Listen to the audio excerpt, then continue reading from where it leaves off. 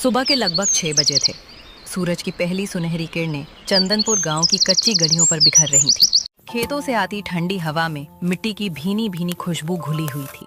कहीं मुर्गे बांग दे रहे थे तो कहीं मंदिर की घंटियों की आवाज पूरे गांव में गूंज रही थी। गांव के लोग धीरे धीरे अपने अपने काम में लगने लगे थे। चंदनपुर गांव का सबसे व्यस्त स्थान था उसका पुराना चौराहा। यहीं से 4 रास्ते अलग अलग दिशाओं में जाते थे। सुबह होते ही चंदनपुर का चौराहा चहल पहल से भर गया। किसान अपने खेतों की ओर निकल रहे थे, बच्चे स्कूल जा रहे थे और लोग अपने अपने काम में व्यस्त थे। तभी अचानक हर किसी की नजर चौराहे के किनारे खड़े एक नए ठेले पर जाकर ठहर गई। ठेले पर लाल रंग का एक बड़ा बोर्ड लगा था जिस पर मोटे अक्षरों में लिखा था, 2 रुपए में अल्टीमेट पाव भाजी, केवल आज के लिए। जो भी उस बोर्ड को पढ़ता एक बार रुककर जरूर देखता। अरे 2 रुपए में पाव भाजी? इतने में तो एक टॉफी भी नहीं आती। लगता है कोई मजाक है। लोग आपस में बातें करने लगे। उस ठेले के पीछे खड़ा था 17 साल का एक दुबला पतला लड़का, रोहन। उसके चेहरे पर घबराहट भी थी और आत्मविश्वास भी।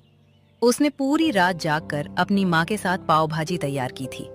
उसके पिता रामू, जो अब बीमारी के कारण ज्यादा काम नहीं कर पाते थे, चारपाई पर बैठे बैठे उसे बस एक ही बात कहते रहे थे, बेटा, मेहनत कभी बेकार नहीं जाती। रोहन ने वही बात अपने दिल में बसा ली थी। उसने ठेले को साफ किया, बड़े तवे पर मक्खन डाला और धीरे धीरे भाजी गर्म करने लगा। मक्खन की खुशबू पूरे चौराहे में फैलने लगी। तभी उसका सबसे अच्छा दोस्त पीयूष दौड़ता हुआ आया। अरे रोहन, तैयार है? रोहन मुस्कुराया। आज सब कुछ इसी दिन पर निर्भर करता है। पीयूष ने हंसते हुए कहा, घबरा मत, तेरी पाव भाजी खाकर लोग उंगलियां चाटते रह जाएंगे। उधर कुछ लोग अब भी मजाक उड़ा रहे थे। 2 रुपए में क्या देगा? पानी वाली भाजी होगी। चलो चलो अपना काम करो। रोहन ने किसी की बात का जवाब नहीं दिया। उसने मन ही मन तय कर लिया था कि जवाब उसकी मेहनत देगी। थोड़ी देर बाद सब्जी बेचने वाले रामलाल काका वहां पहुंचे। उन्होंने रोहन की पीठ थपथपाई। बेटा, याद रखना, ईमानदारी से किया गया काम देर से सही लेकिन रंग जरूर लाता है। रोहन ने उनके पैर छुए। आपका उधार कभी नहीं भूलूंगा काका। रामलाल काका मुस्कुरा दिए। इसी बीच गांव की बुजुर्ग शांति दादी वहां आ गईं। उन्होंने बोर्ड पढ़ा और हंसते हुए बोली, अरे बेटा, मुझे भी एक प्लेट देना। रोहन ने आदर से प्लेट सजाई। गर्मा गर्म भाजी, ऊपर मक्खन की टिकिया, हरा धनिया और साथ में नरम पाव। दादी ने पहला कौर खाया। कुछ पल तक वो कुछ बोली ही नहीं। फिर उनके चेहरे पर मुस्कान फैल गई। वाह बेटा, ऐसा स्वाद तो मैंने शहर में भी नहीं खाया। ये सुनते ही आसपास खड़े लोग चौंक गए। सच में? एक युवक आगे आया। मुझे भी एक प्लेट देना। फिर दूसरा, फिर तीसरा। कुछ ही मिनटों में रोहन के ठेले के सामने छोटी सी लाइन लग गई। पीयूष खुशी से बोला, देखा, मैंने कहा था ना। रोहन के हाथ तेजी से चलने लगे। तवे पर मक्खन की छन छन की आवाज, भाजी की खुशबू और लोगों की तारीफों से पूरा चौराहा गूंज उठा। एक ग्राहक बोला, भाई, 2 रुपए में इतना स्वाद, कमाल कर दिया। दूसरा बोला, आज से नाश्ता यहीं करेंगे। उधर दूर खड़ा पप्पू ये सब देख रहा था। उसका अपना फास्ट फूड ठेला कई सालों से चौराहे पर था, लेकिन आज पहली बार उसकी दुकान खाली थी और लोगों की भीड़ रोहन के पास थी। उसका चेहरा गुस्से से लाल हो गया। उसने मुट्ठी भींच ली। एक नया लड़का आया है और मेरी दुकान पर कोई नहीं। उसके साथ खड़े आदमी ने कहा, लगता है इसका धंधा चल जाएगा। पप्पू ने दांत पीसते हुए जवाब दिया, नहीं, मैं ऐसा होने नहीं दूंगा। उधर रोहन को इस बात का जरा भी अंदाजा नहीं था। वो लगातार ग्राहकों को मुस्कुराकर पाव भाजी परोस रहा था। दिन चढ़ते चढ़ते उसके ठेले की लगभग सारी भाजी खत्म होने लगी। सीता भी वहां पहुंच गई। उन्होंने खाली होते बर्तनों को देखा तो उनकी आंखों में खुशी के आंसू आ गए। बेटा, आज तेरे पिताजी का सपना पूरा होने की शुरुआत हो गई। रोहन ने मुस्कुराकर आसमान की ओर देखा और मन ही मन भगवान का धन्यवाद किया। लेकिन उसी समय चौराहे के दूसरी ओर खड़ा पप्पू एक खतरनाक योजना बना चुका था। उसने धीमी आवाज में कहा, कल सुबह तक ये ठेला यहाँ दिखाई नहीं देना चाहिए। रोहन अपनी पहली सफलता का जश्न मना रहा था, लेकिन उसे बिल्कुल भी नहीं पता था कि उसके संघर्ष की असली परीक्षा अब शुरू होने वाली है। शाम धीरे धीरे ढलने लगी।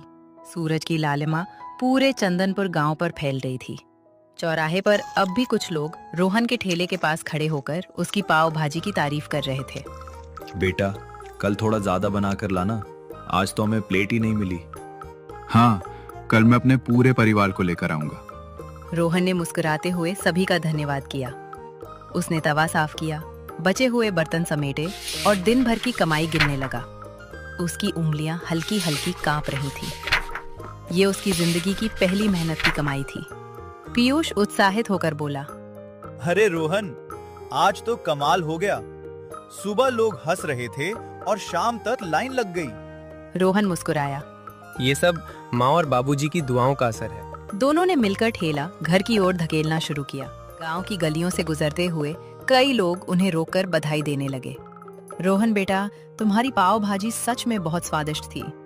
कल हमारे लिए भी बचा कर रखना। हर तारीफ सुनकर रोहन के चेहरे की मुस्कान और गहरी होती जा रही थी। कुछ देर बाद वे अपने छोटे से मिट्टी के घर पहुंचे। जैसे ही रोहन अंदर आया, रामू ने पूछा, कैसा रहा पहला दिन बेटा?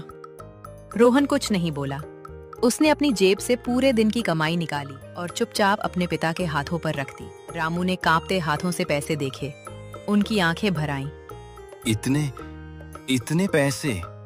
सीता मुस्कुराते हुए बोली, आज हमारा बेटा पूरे गांव का दिल जीत आया है। सुबह लोग मजाक उड़ा रहे थे, लेकिन पहली प्लेट खाते ही सब उसके दीवाने हो गए। रोहन ने उत्साह से पूरा किस्सा सुनाना शुरू किया। बाबूजी, सबसे पहले शांति दादी आई थी। उन्होंने पाव भाजी खाई और सबके सामने मेरी तारीफ कर दी। फिर तो देखते ही देखते लाइन लग गई। दोपहर तक सारी पाव भाजी खत्म हो गई। रामू की आंखों से खुशी के आंसू बह निकले। बेटा, आज तूने साबित कर दिया कि मेहनत करने वाला कभी हारता नहीं। मुझे तुझ पर गर्व है। घर का माहौल खुशियों से भर गया।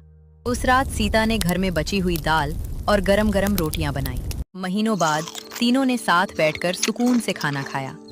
खाने के दौरान रोहन बार बार अगले दिन की बातें कर रहा था। माँ, कल हमें ज्यादा आलू, टमाटर और मक्खन चाहिए। आज तो सब खत्म हो गया था। सीता ने मुस्कुराकर कहा, हाँ बेटा, लेकिन खर्च भी सोच समझ कर करना। अभी हमें बहुत आगे जाना है। रोहन ने आत्मविश्वास से कहा। एक दिन हमारा भी बड़ा विलेज स्टोर होगा, जहाँ दूर दूर से लोग पाव भाजी खाने आएंगे। रामू ने गर्व से उसकी ओर देखा। मुझे पूरा विश्वास है कि वो दिन जरूर आएगा। तीनों के चेहरों पर उम्मीद की चमक थी। लेकिन उसी समय गांव के दूसरे छोर पर पप्पू अपने दो साथियों के साथ अंधेरे में खड़ा था। अगर रोहन का ठेला ऐसे ही चलता रहा तो मेरी दुकान बंद हो जाएगी। अब समय आ गया है कि उसे रास्ते से हटाया जाए। उसके दोनों साथी एक दूसरे की तरफ देखकर मुस्कुरा दिए। चंदनपुर गांव में हल्की हल्की ठंडी हवा चल रही थी। रोहन हमेशा की तरह जल्दी उठ गया। उसने सबसे पहले अपने पिता रामू के पैर छुए। रामू ने मुस्कुराकर कहा, भगवान तुझे हमेशा मेहनत का फल दे बेटा। रोहन बोला, बाबूजी, आज मैं कल से भी अच्छा काम करूंगा। कोई भी ग्राहक बिना पाव भाजी खाए वापस नहीं जाएगा। सीता रसोई में चूल्हा जला चुकी थी। बड़े भगोने में आलू उबल रहे थे और तवे पर मक्खन पिघलने लगा था। पूरा घर मसालों की खुशबू से महक उठा। रोहन ने जल्दी जल्दी सब्जियां काटनी शुरू कर दी। सीता ने पूछा, बेटा, आज कितनी पाव भाजी बनाए? रोहन मुस्कुराकर बोला, माँ, कल तो दोपहर तक सब खत्म हो गया था। आज दोगुनी बनाएंगे। अगर बच भी गई तो गांव के गरीब बच्चों को खिला देंगे। सीता ने बेटे की बात सुनकर गर्व से उसकी तरफ देखा। कुछ देर बाद रोहन अपनी पुरानी साइकिल लेकर रामलाल काका की दुकान पहुंचा। रामलाल काका ने हंसते हुए कहा, अरे वाह, आज तो हमारे मशहूर पाव भाजी वाले आ गए। रोहन शर्मा गया। काका, आज थोड़ा ज्यादा आलू, टमाटर और मटर दे दीजिए। रामलाल काका ने बोरी भरकर सब्जियां दी और बोले, पैसों की चिंता मत करना बेटा, पहले अपना काम बढ़ा। रोहन ने धन्यवाद कहा और सामान लेकर घर लौट आया। घर पहुंचकर उसने और सीता ने मिलकर पहले से भी स्वादिष्ट पाव भाजी तैयार की। तवे पर मक्खन पड़ते ही खुशबू पूरे आंगन में फैल गई। रोहन ने ठेले को साफ किया, बर्तनों को सजाया और बड़े प्यार से बोर्ड लगाया, 2 रुपए में अल्टीमेट पाव भाजी। सब कुछ तैयार था। रोहन और पीयूष मिलकर ठेला चौराहे की ओर ले जाने लगे। लेकिन उन्हें क्या पता था कि उनसे कुछ दूरी पर पप्पू और उसके दोनों साथी एक पेड़ के पीछे खड़े उनकी हर हरकत पर नजर रखे हुए थे। पप्पू ने धीरे से कहा, आज खेल शुरू होगा और रोहन को समझ भी नहीं आएगा कि उसके साथ हुआ क्या है। इतना कहकर तीनों चुपचाप दूसरी तरफ निकल गए। दोस्तों, अगर आपको मेरी ये कहानी पसंद आई हो और आप जानना चाहते हैं कि रोहन के 2 रुपए वाले अल्टीमेट पाव भाजी स्टॉल का आगे क्या हुआ, तो कमेंट में पार्ट 2 जरूर लिखें। वीडियो को एक लाइक करें, अपने दोस्तों के साथ शेयर करें और ऐसे ही नई नई गांव की कहानियां देखने के लिए हमारे चैनल को सब्सक्राइब करना बिल्कुल मत भूलिए। फिर मिलते हैं पार्ट 2 में। धन्यवाद।